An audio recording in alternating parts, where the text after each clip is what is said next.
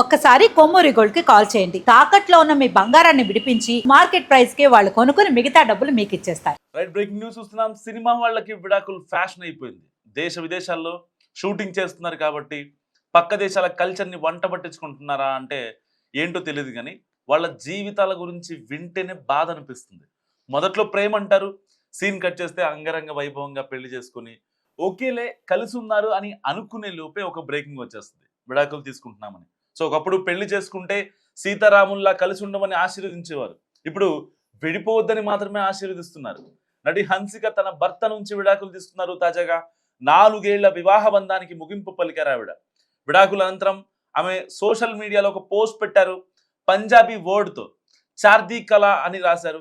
So ఎప్పుడు ఉత్సాహంతో ముందుకు సాగాలని, ప్రతికూల పరిస్థితుల్లోనూ ఆశని కోల్పోవద్దని దీని అర్థం. 2022 డిసెంబర్లో సోహెల్ హన్సిక వివాహం చేస్తున్నారు. వీరి వివాహాన్ని లవ్ షాదీ డ్రామా అనే పేరుతో డాక్యుమెంటరీ సిరీస్ కూడా విడుదల చేశారు. గతేడాది ఆగస్టులో ఆమె సోషల్ మీడియాలో పెళ్లి ఫోటోలు డిలీట్ చేయడంతో విడాకుల రూమర్స్ స్టార్ట్ అయ్యాయి. మార్చి 11న వీరికి కోర్టు విడాకులు మంజూరు చేసింది. హీరోయిన్ హన్సిక మత్వాని 4 ఏళ్ల వైవాహిక బంధానికి ముగింపు పలికింది. భార్య భర్త వ్యాపారవేత్త సోహెల్ కతురియా నుంచి విడాకులు తీసుకుంది. సో పరస్పర అంగీకారంతోనే విడిపోవాలని నిర్ణయించుకుంటున్నామంటూ హన్సిక బంద్రా ఫ్యామిలీ కోర్టును ఆశ్రయించింది. దీంతో న్యాయస్థానం వీరికి విడాకులు మంజూరు చేసింది. భర్త నుంచి ఎలాంటి భరణం అడగకుండానే హన్సిక విడాకులు కోరడం ఇక్కడ గమనార్హం.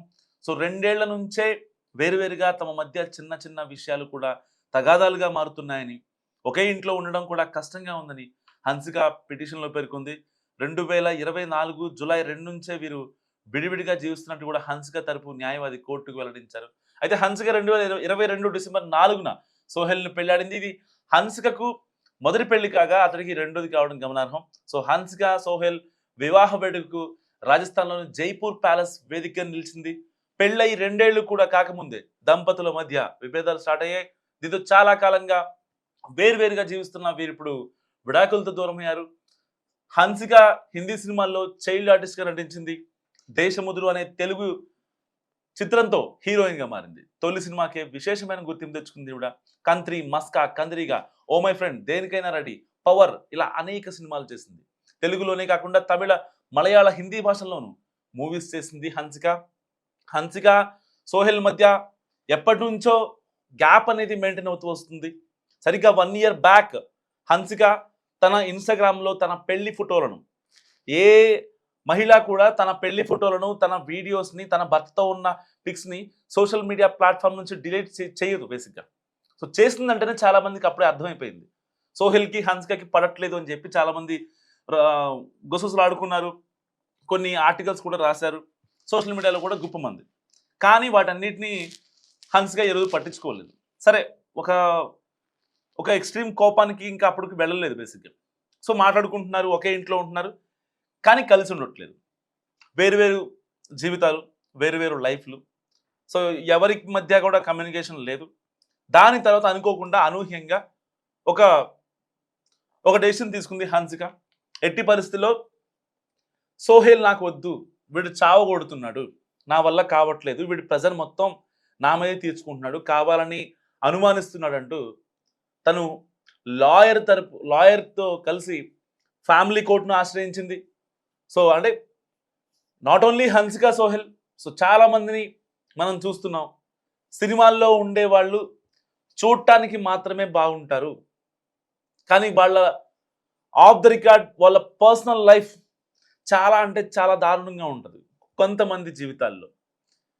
ఎవరైతే బయటకు వచ్చి ఉంటారో, డైరెక్ట్గా కోర్టుకు వచ్చి డైరెక్ట్గా మాకు విడాకులు కావాలని చెప్పి అనుకుంటారో, వాళ్ళ లైఫ్లు పాపం చాలా దారుణంగా ఉంటాయి.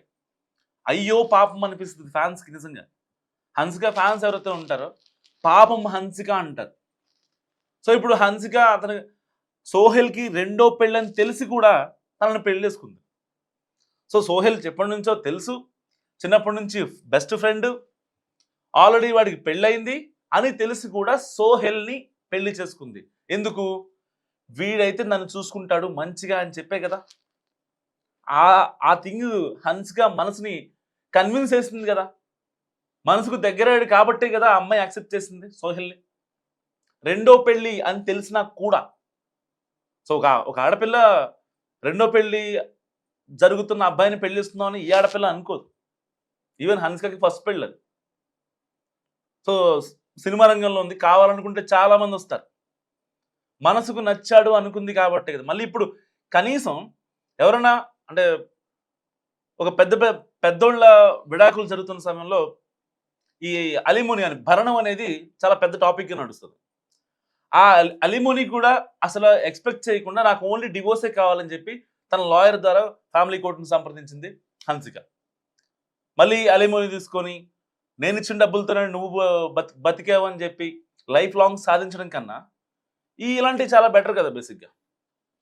సో ఆవిడకి కావాల్సింది మెంటల్ పీస్ ఇక్కడ స్పష్టంగా కనిపిస్తుంది.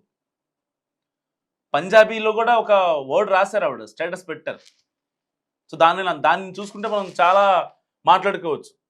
అనవసరంగా రాజస్థాన్లో పెళ్ళి అయిందని, ఆ పెళ్లికి 5 కోట్లు ఖర్చు పెట్టామని, ఘనంగా జరిగిందని 2022లో. దానికి సంబంధించి వాళ్ళందరూ రావటం, అంగరంగ వైభవంగా పెళ్లి జరగటం, ఆ తర్వాత రిసెప్షన్లు, హైదరాబాద్లో ప్రముఖులతో భేటీలు, ఆళ్ళీళ్ళు వచ్చి ఈవిడ్ని వీళ్ళ కొత్త జంటని ఆశీర్వదించడాలు, ఇదంతా బొక్క ఒక రకంగా అంటూ ఆవిడ పెట్టిన స్టేటస్కి అర్థం అని చెప్పుకోవచ్చు. అంటే ఒక ఆడపిల్ల ఎంత ఇసిగిపోయింది, ఇక్కడ ఎవరెవరికి అనుమానాలు లేకపోతే ఇంకోళ్ళు తిరుగుతున్నారనే రీజన్స్ కాదు, కేవలం స్ట్రెస్. చావగొడుతున్నాడని చెప్పి పోస్ట్ పెట్టింది. చావగొడుతున్నాడు, అని చాలా ఇబ్బంది పెడుతున్నాడు. సో ఎందుకు వాళ్ళ బిజినెస్ ప్రాబ్లమ్స్ ఏదన్నా బయట ఉంటే, ప్రాబ్లమ్స్ ఉంటే అవి గేట్ బయటే ఉండిపోవాలి. చెప్పులు వేసుకెళ్తాం మనం బయటికి, ఇంట్లోకి వచ్చినప్పుడు చెప్పులు వేసుకొని వస్తావా? రాం కదా. చెప్పులు బయట వదిలిపెడతాం, ఎందుకు? వాటి స్థానం బయటే కాబట్టి. సో అలాగే స్ట్రెస్ని, వీటన్నిటిని, కోపాలని, తాపాలని పక్కనే ఉన్నప్పుడు జస్ట్ ఆవిడతో మాట్లాడో, ప్యాంపర్ చేసుకోను. ఎందుకంటే 4 years నుంచి, దట్టు సోహెల్కి సెకండ్ మ్యారేజ్, ఆ కన్సర్న్ కూడా లేకుండా సోహెల్ ప్రవర్తిస్తే ఈ హన్సిక ఇంకెవరికి చెప్పాలి? సెకండ్ మ్యారేజ్ అయినా సరే నాకు ఇంకా నా పేరెంట్స్ని అందరిని వదులుకొని తన సినీ జీవితాన్ని అంతా పక్కన పెట్టేసి నీ దగ్గరికి వచ్చినప్పుడు సోహెల్ అనే వ్యక్తి ఇంకా తనకి చావగొడుతున్నాడనో లేకపోతే ఇబ్బంది పెడుతున్నాడనో, అసలు ఆ అమ్మాయి మైండ్ని, ఆ సున్నితమైన మైండ్ని తాకింది అంటే, ఆ మనసును తాకింది అంటే అక్కడ హన్సిక ఎంత బాధపడి ఉంటుంది? ఎవరికి చెప్పుకోలేకపోయింది. పెళ్ళైన 4 ఏళ్లకే ఇంత బాధపడిందంటే, సో ఈ డెసిషన్ ఇప్పుడు 4 ఏళ్లకే ఇంత ఎక్స్ట్రీమ్ డెసిషన్ వెళ్ళిందంటే ఇది ఇప్పటిది కాదు, ఎప్పటిదో. సరిగ్గా 1 year బ్యాక్ ఇన్స్టాలో పోస్టులు డిలీట్ చేసింది. తన సోషల్ మీడియా అకౌంట్స్లో మొత్తం ఇద్దరి ఫోటోలు లేకుండా చేసింది. ఎందుకంటే అప్పుడు కరెక్ట్గా ఇన్స్టాలో పోస్టులు డిలీట్ చేసిన తర్వాత సోషల్ మీడియాలో అసలు ఆ పోస్టులు కనిపించలే. మళ్ళీ ఈవెన్ గూగుల్లో కూడా కొన్ని రోజులు కనపడలా. తర్వాత ఎవరి దగ్గర ఉంటే తర్వాత వాళ్ళు పోస్టులు చేయడం, వీళ్ళిద్దరూ ఈ పోస్ట్ డిలీట్ చేస్తుందని పెట్టడంతో మళ్ళీ గూగుల్లో కూడా వచ్చాయన్నమాట. సో ఇలాంటి నేపథ్యంలో నటి హన్సిక ఇప్పుడు విడాకులు తీసుకోవడం సర్వత్రా చర్చనీయాంశంగా మారింది. నటి హన్సిక విడాకుల గురించి మీరేమనుకుంటున్నారు? మస్ట్ కామెంట్ చేయండి.